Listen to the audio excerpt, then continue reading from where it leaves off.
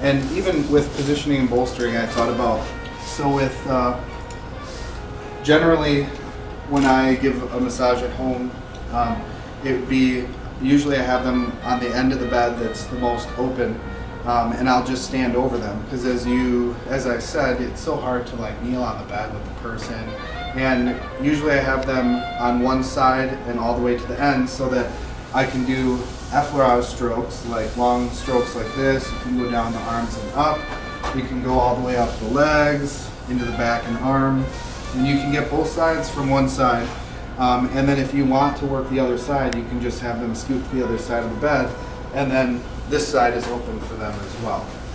But we'll just start, since you guys will have both sides, with a basic effleurage technique that I like to use, and it's just a full body stroke. It just gets the blood flowing a little bit, and you can do it over the clothes pretty easily. And you just want to sweep your hands across. Try not to use too much pressure, or their clothes will start to pill up and roll. But at first it might not seem like anything, and then they'll start to warm up. Your hands will start to warm up a little bit. You can switch sides. And just flow. If you don't want to do the full body and you don't have much mobility in your room, you can just stand over them and just do some long streaks up and across the back.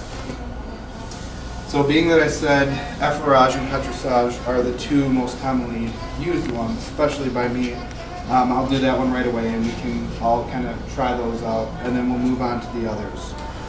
So as I said, rock and roll and petrissage go together. It's my favorite technique, especially if somebody's just sitting there. I do it to all the girls in the office. They're always like all stressed out, and you just walk up and you use a lightly closed fist, not like you're going to punch somebody, but just real light so that your fingers give when you roll, and you can just roll right up the person. You can start all the way at the legs and do both sides, or you can do one side at a time, or you can do both in unison. Either way, as soon as you feel it, it's just a great relaxation technique.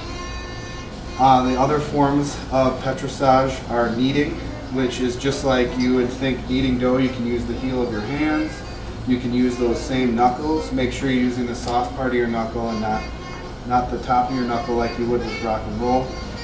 And just do some light compression. And then with kneading, you want to use your thumb against your fingers.